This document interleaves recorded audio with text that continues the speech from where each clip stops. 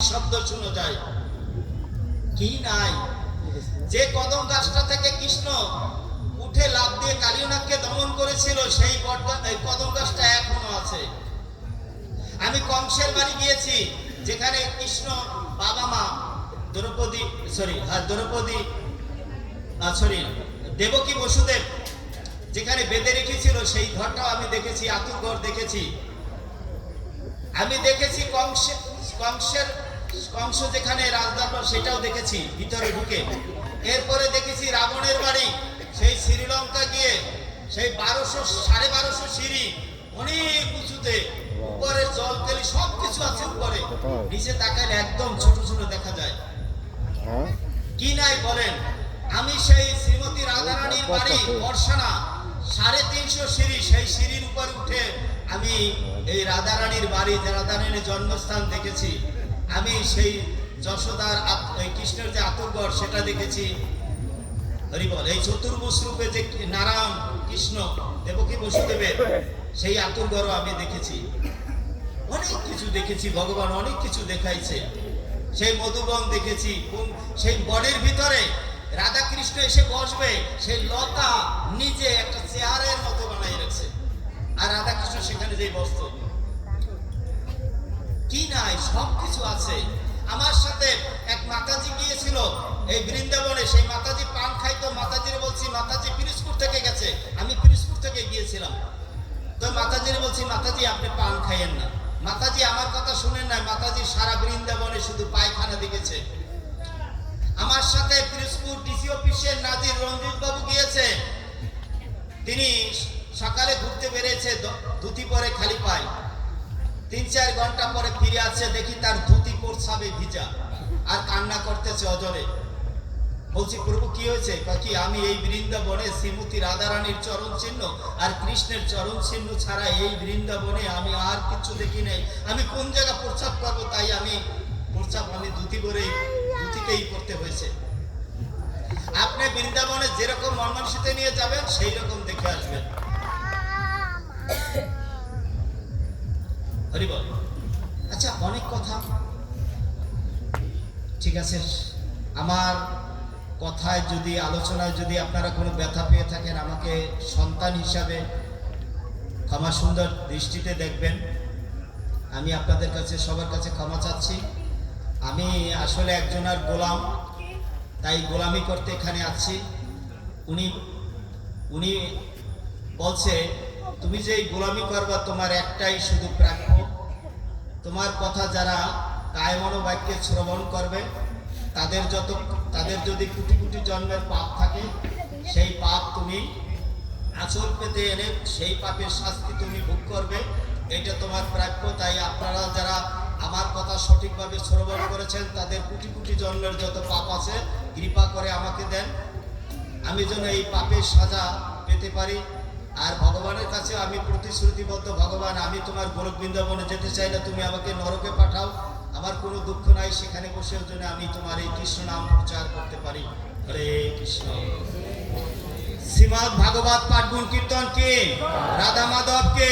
পঞ্চতত্ত্ব কে? গৌরনিতাই কে? ভক্ত রক্ষক ভগবান নৃসিংহদেব কে? শুদ্ধ ভক্ত প্রহ্লাদ মহারাজ কে? অনন্ত অনন্ত কোটি বৈষ্ণব ভক্তবৃন্দ কে? নিত্যলীলা প্রবিষ্ট জয়ং বিষ্ণুপাদ অষ্টদশ শতশ্রী শ্রীমৎ অভয়চরণ অরবিন্দ ভক্তি বেদান্ত স্বামী প্রপাত কে? নিত্যলীলা প্রবিষ্ট জয়ং বিষ্ণুপাদ পরমহংস পরম ভাগবত গৌর কিশোর দাসবাজি মহারাজ কে? নিত্যলীলা প্রবিষ্ট জয়ং বিষ্ণুপাদ শ্রী ভক্তি সিদ্ধান্ত সরস্বতী ঠাকুর কে? নিত্যলীলা প্রবিষ্ট জয়ং বিষ্ণুপাদ অষ্টতা শতবর্ষ সার্বভৌম সিদ্ধ শ্রী জগন্নাথ দাসবাজি মহারাজকে, নামাচার্য হরিদাস ঠাকুর কি, প্রেম সে কও জয় শ্রী কৃষ্ণ চৈতন্য প্রভু নিত্যানন্দ শ্রী অদ্বৈত গদাধর শিবাসাদি গৌর ভক্তবৃন্দ কি জয়। নামাচার্য হরিদাস ঠাকুর কি, প্রেম সে কও জয় শ্রী কৃষ্ণ চৈতন্য প্রভু নিত্যানন্দ শ্রী অদ্বৈত গদাধর শিবাসাদি গৌর ভক্তবৃন্দ কি, শ্রী শ্রী রাধা কৃষ্ণ গোপ গোপীনাথ রাধাকুণ্ড শ্যামকুণ্ড দ্বাদশবান বনন্ত গর্জমণ্ডল ধামকে, মায়াপুর ধামকে, নবদ্বীপ ধামকে, গোলক বৃন্দাবন ধামকে, অনন্ত অনন্ত কোটি বৈষ্ণব ভক্তবৃন্দকে, উপস্থিত সকল মাতৃমণ্ডলী কি, উপস্থিত সকল ভক্তবৃন্দ কি, আপন আপন গুরুদেব কি, শ্রী বৃন্দা দেবী কি, স্বর্গ গোস্বামীগণ কি, বিদায় গৌর সীতানাথ পরমানন্দে।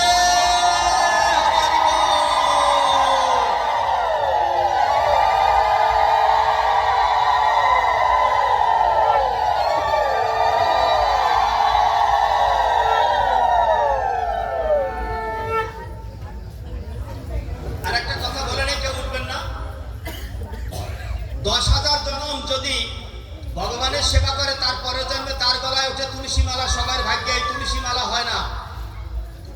মালা নিয়ে স্নান করবেন, মালা গলায় নিয়ে যারা যারা স্নান করেন, ওই মালার জল গায়ে পড়ে, তাতে প্রতিদিন গঙ্গা স্নান হয়ে যায়, সব পাপ ধুয়ে যায়। মালা নিয়ে যদি আপনি গাড়িতে ওঠেন, গাড়িতে যদি 100 যাত্রী থাকে, 99 জন গাড়ি অ্যাক্সিডেন্ট হলে 99 জন মারা যাবে আগে। আপনার গলার তুলসী মালা ছিঁড়বে, তারপর আপনার মৃত্যু হবে। মালা নিয়ে যদি গলায় নিয়ে যদি বাচ্চা বাচ্চা যত পাপ আছে এগুলো যদি জগাই মাদায় কংসের মতো করেন, তার বিচার যমরাজ করতে পারবে না, তার বিচার করবে পরমেশ্বর ভগবান শ্রীকৃষ্ণ। শ্রীকৃষ্ণ যেখানে থাকেন সেটাই গোলক বৃন্দাবন। শাস্ত্রে বলছে গোলক বৃন্দাবন গেলে তার আর ফিরে আসতে হবে না। তাইলে আপনি অপরাধ করছেন কৃষ্ণের কাছে, এই কৃষ্ণ বিচার করতেছে গোলক বৃন্দাবনে, আপনার আর ফিরে আসতে হবে না। মালা গলায় নিয়ে আপনি যত পাপ করেন, মৃত্যু হলে যমদূতরা আসবে, যখন দেখবে গলায় তুলসী মালা আপনাকে প্রণাম করে আলোর বেগে দৌড় দেবে।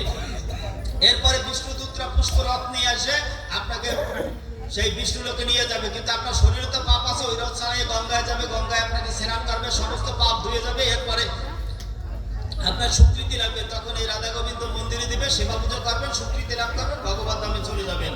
মালা গলায় নিয়ে যদি বিষাক্ত সাপেও কামড় দেয় না, মালা গলায় থাকলে অপমৃত্যু হয় না। মালা গলায় থাকলে বজ্রাঘাত হয় না। মালার কোনো বিকল্প নাই। তবে আপনারা বাজার থেকে যে তুলসী মালা কিনেন, সেটা কিন্তু যথার্থ মালা না, প্রায় 90% ভুয়া মালা। আর মালা হতে হয় প্রসাদী মালা, এবং শুদ্ধ ভক্তের শ্রীহাত থেকে সংগ্রহ করতে হয় সেই মালা, এবং অরিজিনাল তুলসী মালা হতে হয়। বাজারের যে মালা তা প্রায় 90% তুলসীর মালা না। হরি বল। তাই আমার কাছে কয়েক পিস তুলসী মালা আছে, বৃন্দাবনে ব্রজবাসীদের হাতের তৈরি প্রসাদী, যদি কেউ লাগে সংগ্রহ করতে পারবেন। হরে কৃষ্ণ। হরে কৃষ্ণ। বাজারে যে অরিজিনাল দাম আছে তার চেয়ে 50 টাকা করে কম। আমরা ব্যবসার জন্য এগুলো রাখি না, আমরা প্রচারের জন্য রাখি। যার ভালো লাগে নিবে, নিবে না। একটা 100 টাকা, আর একটা 150 টাকা। 150 টাকা 10 বছরেও শেষ হবে না, এত সুন্দর মালা। হরিবল। আর 100 টাকাটা একটু নিম্নমানের, এইগুলোই অনেক বেশি দামে বেশি দোকানে। হরিবল। আরে আমাদের কেন রোগ হয়? আমাদের কেন রোগ হয়? এটা শেষ করে দেই নাকি? শেষ